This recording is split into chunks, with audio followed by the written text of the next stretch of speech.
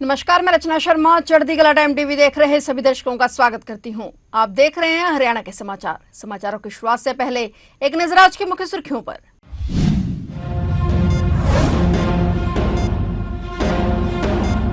Doctor अर्चना गुप्ता बनी BJP Haryana प्रदेशाध्यक्ष। BJP संगठन में बड़ा फेरबदल, हरियाणा समेत 4 राज्यों के बदले प्रदेश अध्यक्ष।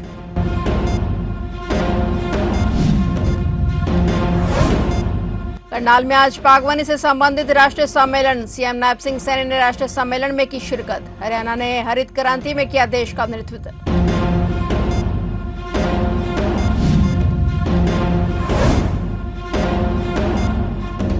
सीएम नायब सिंह सैनी ने पानीपत से दी बड़ी सौगात, 5 जिलों के लिए 90 नई इलेक्ट्रॉनिक एसी बसों को हरी झंडी। प्रदूषण कम करने की दिशा में अहम कदम।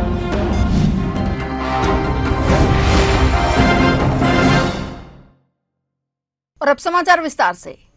बड़ी खबर सामने आई है। भारतीय जनता पार्टी ने हरियाणा में अपने संगठन को और मजबूत करने के उद्देश्य से एक बड़ा राजनीतिक कदम उठाया है। पार्टी के राष्ट्रीय अध्यक्ष नितिन नवीन ने मोहनलाल बडोली को हटाकर उनकी जगह डॉक्टर अर्चना गुप्ता को हरियाणा भाजपा का नया प्रदेश अध्यक्ष नियुक्त किया है। डॉक्टर अर्चना गुप्ता को हरियाणा के प्रदेश अध्यक्ष की कमान सौंपी गई है। डॉक्टर अर्चना गुप्ता हरियाणा की सक्रिय भाजपा नेता हैं। संगठनात्मक राजनीति में उनकी मजबूत पकड़ मानी जाती है। उन्होंने पार्टी में कई महत्वपूर्ण जिम्मेदारियां निभाई हैं और महिला नेतृत्व को मजबूत करने में भूमिका निभाई है। प्रदेश अध्यक्ष बनने के बाद उनसे संगठन विस्तार और कार्यकर्ताओं को मजबूत करने की उम्मीद की जा रही है। सीएम नायब सिंह सैनी ने भी डॉक्टर अर्चना गुप्ता को बीजेपी हरियाणा प्रदेश अध्यक्ष बनने पर हार्दिक बधाई दी। बता दें कि भारतीय जनता पार्टी ने हरियाणा समेत 4 राज्यों के प्रदेश अध्यक्ष बदल दिए हैं, जिनमें दिल्ली, हरियाणा, पंजाब और त्रिपुरा हैं। करनाल में आज बागवानी से संबंधित राष्ट्रीय सम्मेलन का आयोजन हुआ। मुख्यमंत्री नायब सिंह सैनी ने बागवानी से संबंधित राष्ट्रीय सम्मेलन में बतौर मुख्य अतिथि शिरकत की। देश के कोने कोने से आए वैज्ञानिक, शोधकर्ता और कृषि विशेषज्ञ एक मंच पर एकत्रित होने के मौके पर सीएम नायब सैनी ने इस आयोजन के लिए महाराणा प्रताप बागवानी विश्वविद्यालय परिवार, वैज्ञानिकों और शोधकर्ताओं को बधाई दी। सीएम नायब सैनी ने कहा कि यह सम्मेलन भारत की कृषि और बागवानी के भविष्य की नई इबारत लिखने का अवसर है। राज्य सरकार द्वारा 14 हॉर्टिकल्चर साइंस सेंटर इस विश्वविद्यालय को समर्पित किए जा रहे हैं। सीएम नायब सैनी ने कहा कि हरियाणा ने हरित क्रांति में देश का नेतृत्व किया है। फसल विविधीकरण और बागवानी आधारित कृषि मॉडल भविष्य में किसानों की खुशहाली का रास्ता बनकर उभर रहे हैं। आज हरियाणा के अनेक किसान drip irrigation, poly house, net house, high density plantation और टिश्यू कल्चर आधारित खेती से पारंपरिक कृषि की तुलना में कई गुना अधिक पैदावार लेकर ज्यादा कमा रहे हैं। सीएम नायब सैनी ने कहा कि हमने बागवान क्षेत्र में किसानों के हित के लिए अनेक कल्याणकारी योजनाएं चलाई हैं। इस राष्ट्रीय सम्मेलन में होने वाला विचार मंथन देश की बागवानी नीति को नई दिशा देगा, जो अनुसंधान को नई ऊंचाइयां और करोड़ों किसानों के हित में नए द्वार खोलेगा। आज मैं इस विश्वविद्यालय ने बागवानी फसलों, उनकी गुणवत्ता, बीज एवं रोपण सामग्री जैसे विषय पर राष्ट्रीय सम्मेलन का आज यहाँ आयोजन किया है। मैं इसके लिए पुनः आप सबको बहुत बहुत बधाई देता हूँ, शुभकामनाएं देता हूँ। साथियों, मुझे प्रसन्नता भी है कि आज मुझे यहाँ राज्य सरकार द्वारा 14, ये मुझे खुशी हो रही है घोषणा करते हुए कि 14 हॉर्टिकल्चर साइंस सेंटर्स इस विश्वविद्यालय को आज समर्पित किए जा रहे हैं।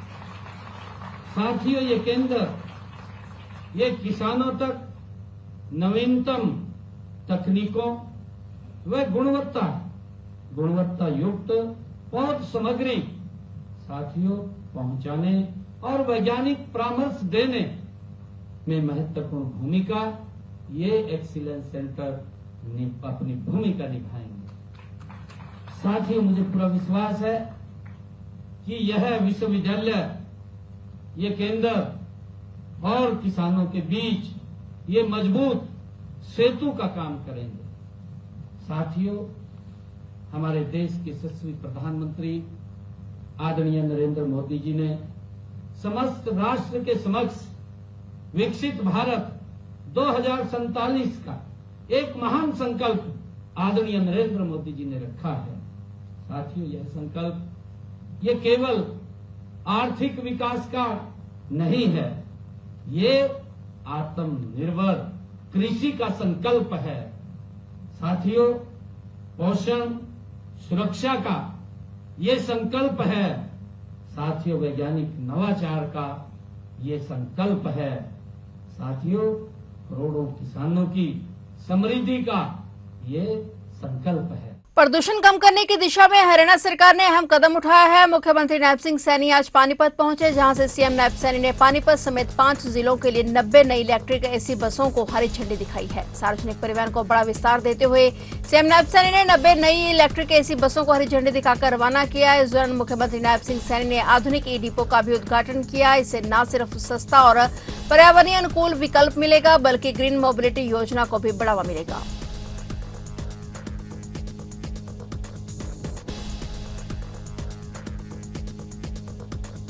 फेम इंडिया और एशिया पोस्ट के सर्वे में देश के टॉप 100 जिलाधिकारियों की सूची में हरियाणा के 4 AIS अफसरों ने जगह बनाई है। इनमें गुरुग्राम के पूर्व डीसी अजय कुमार, फरीदाबाद के डीसी आयुष सिन्हा, सोनीपत की डीसी नेहा सिंह और पंचकुला के डीसी सतपाल शर्मा शामिल हैं। गुरुग्राम का ट्रैफिक सुधारने से लेकर सोनीपत में बोर्ड परीक्षाओं में नकल रोकने तक हरियाणा के 4 AIS अधिकारियों की कार्यशैली अब राष्ट्रीय स्तर पर चर्चा में है और इन अधिकारियों को प्रशासनिक सुधार, ट्रैफिक मैनेजमेंट, शिक्षा व्यवस्था, भर्ती प्रक्रिया में पारदर्शिता, जन सुनवाई और सरकारी योजनाओं को धरातल तक पहुंचाने जैसे मानकों पर बेहतर काम के लिए चुना गया है। फेम इंडिया और एशिया पोस्ट ने देश के करीब 800 जिलों में काम कर रहे अधिकारियों का सर्वे किया और इस सर्वे में विशेषज्ञों की राय, ग्राउंड रिपोर्ट और मीडिया विश्लेषण के आधार पर इन जिलाधिकारियों को चुना गया, जिन्होंने अपने काम से अलग पहचान बनाई है। ये सरकारी विभागों में भर्ती प्रक्रिया में पारदर्शिता और सुविधाओं की निगरानी से सरकार की गुड लिस्ट में है। इसके अलावा सरकारी योजनाओं को 100% पूरा करने पर उनका जोर रहा है।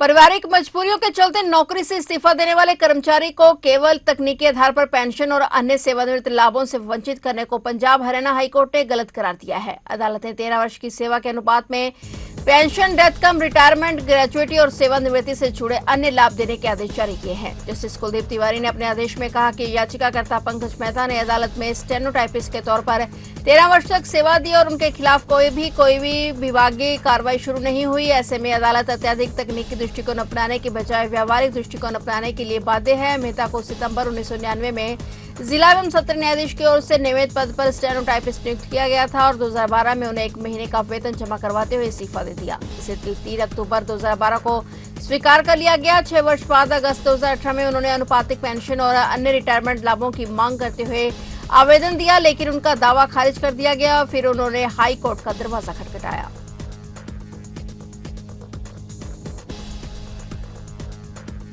यमुनानगर के ताजेवाला गांव में अवैध माइनिंग को लेकर बड़ा खुलासा हुआ है। सीएम फ्लाइंग की टीम ने गांव में छापा मारकर पंचायती जमीन पर अवैध गतिविधियों के सबूत मिलने का दावा किया है। कार्रवाई के दौरान मौके पर भारी मात्रा में पत्थरों का अवैध स्टॉक भी मिला, जिसके बाद पूरे इलाके में हड़कंप मच गया। सीएम फ्लाइंग की इंचार्ज राजेश कुमार ने साफ कहा कि पंचायती जमीन पर अवैध काम के प्रमाण मिले हैं और जो भी कानूनी कार्रवाई बनती है वह की जाएगी। उन्होंने बताया कि टीम को मौके पर ऐसे संकेत मिले हैं जो अवैध माइनिंग की तरफ इशारा कर रहे हैं। वहीं मामले में बीडीपीओ कार्तिक चौहान का बयान भी सामने आया है। उन्होंने कहा कि पंचायती जमीन पर अवैध माइनिंग की निशानदेही होगी और इस मामले में एक्शन लिया जाएगा। ताजेवाला गांव में अवैध माइनिंग की शिकायतें पहले भी कई बार सामने आ चुकी हैं, लेकिन इस बार सीएम फ्लाइंग के छापे ने पूरे मामले को और गंभीर बना दिया है। अब निगाहें प्रशासन पर टिकी है कि क्या अवैध माइनिंग के नेटवर्क पर बड़ा एक्शन होगा।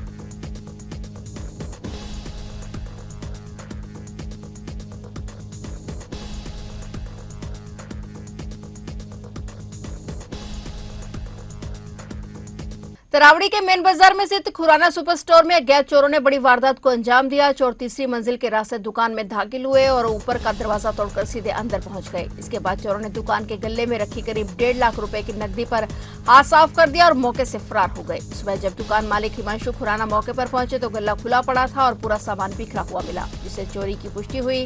जांच में यह भी सामने आया कि चोर बेहद शातिर थे, जिन्होंने कैमरों से बचते हुए वारदात को अंजाम दिया और घटना के बाद पूरे बाजार में दहशत का माहौल है। पुलिस मामले की जांच में जुटी हुई है और आसपास के सीसीटीवी फुटेज खंगाले जा रहे हैं। 8:20 पर बेटा आया शॉप पर और उसने शटर खोला तो आते ही देखा ये स्क्रीन बाहर गिरी पड़ी थी और डीवीआर पीछे से निकला हुआ था।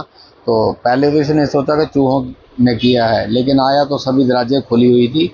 तो एक दराज में हमारा 1.5 लाख रुपए कैश पड़ा हुआ था, वो ले गए हैं। और ऊपर जाकर हमने तीसरी मंजिल पे देखा तो उन्होंने दरवाज़ा हमारा तोड़ा हुआ था, जो कि बहुत ही मजबूत दरवाज़ा था कुछ फाली वगैरह जैसी चीज़ से तोड़ा हुआ था और चौखट तक भी टूटी पड़ी है। पुलिस से क्या कुछ मांग करेंगे, क्या कहना चाहेंगे? अब पुलिस से यही मांग करते हैं कि वो चोरों को जल्दी से जल्दी पकड़े, हमारा जो नुकसान हुआ है वो बरामद हो और उसके बाद उनको दोषियों को सजा मिले। करनाल शहर में 10 रुपए के विवाद में सब्जी विक्रेता की हत्या का मामला मुख्यमंत्री तक पहुंच गया है। मंगलवार रात हुए मामले के बाद वीरवार को मृतक के परिजनों ने मुख्यमंत्री नायब सिंह सैनी से मुलाकात की। सीएम ने परिवार को आरोपियों के खिलाफ सख्त कार्रवाई और हरसंभव मदद का भरोसा दिया। परिवार ने बेटियों के भविष्य को लेकर भी चिंता जताई, जिस पर सरकार ने सहयोग का आश्वासन दिया है। मृतक की बेटी शिवानी ने बताया कि वे मुख्यमंत्री नायब सिंह सैनी से मिले हैं। सीएम ने उन्हें बताया कि मुख्य आरोपी को गिरफ्तार कर लिया गया है और उसके खिलाफ सख्त कार्रवाई होगी। इसके अलावा अतिथि अध्यापकों ने भी मुख्यमंत्री नायब सिंह सैनी से मुलाकात की है। उन्होंने कहा कि उन्हें कोर्ट के आदेशानुसार नियमित किया जाए। अतिथि अध्यापकों ने कोर्ट के फैसले का स्वागत करते हुए एक दूसरे का मुंह मीठा करवाकर बधाई दी और सरकार का आभार जताया। आज हम मुख्यमंत्री जी से जो कल हमारा निर्णय आया है हाई कोर्ट का, माननीय हाई कोर्ट का, कि 11,700 जो हरियाणा के अतिथि गेस्ट जो लगे हुए थे 2005 से उनको 2 महीने के अंदर अंदर नियमित किया जाए। आज उसी उपलक्ष्य में हम माननीय मुख्यमंत्री जी से मिले हैं कि जो सरकार ने सुप्रीम हाई कोर्ट ने जो फैसला दिया है 2 महीने के अंदर हमको नियमित करने का, आप वो 2 महीने के अंदर अंदर हमें नियमित करें, क्योंकि हम लोग पिछले 20-21 वर्षों से सड़क से लेकर हम कोर्ट तक की जो लड़ाई लड़ते आ रहे हैं। और अभी कुछ समय पहले सुप्रीम कोर्ट का भी निर्णय आया जिसमें 3 साल की पॉलिसी को हरी झंडी दे दी गई थी और उसमें भी सरकार ने हमारी पैरवी की। हम इसलिए सरकार का बड़ा आभार करते हैं। कलाज विधानसभा क्षेत्र के अंतिम छोर पर बसे गांव शिमला में ग्रामीण विकास और प्रशासनिक व्यवस्थाओं को लेकर गतिरोध गहरा गया है। गांव के सफाई कर्मचारियों ने अपनी विभिन्न मांगों को लेकर स्थानीय ग्राम सचिवालय में पक्का पड़ाव डाल दिया है। कर्मचारियों के इस कदम से गांव की सफाई व्यवस्था पूरी तरह से चरमरा गई है। मामले की गंभीरता को देखते हुए कलायत के उपमंडलीय अजय हुड्डा मौके पर पहुंचे और सफाई कर्मचारियों ने अपनी मांगों को लेकर एसडीएम को एक ज्ञापन सौंपा और इस दौरान एसडीएम अजय हुड्डा ने कर्मचारियों को शांत करने और ड्यूटी पर लौटने के लिए काफी समझाने का प्रयास किया, लेकिन कर्मचारी अपनी मांगों पर अड़े रहे। उन्होंने प्रशासनिक आदेश या आश्वासन को मानने से साफ इनकार कर दिया।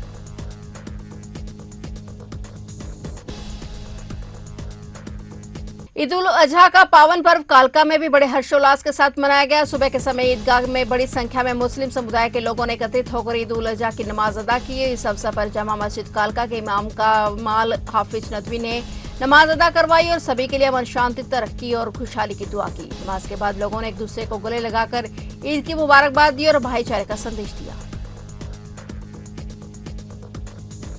फिलहाल हरियाणा के समाचारों में इतना ही और नए समाचारों के साथ फिर से हाजिर होंगे। तब तक के लिए देखते रहिए चढ़ती कला टाइम टीवी।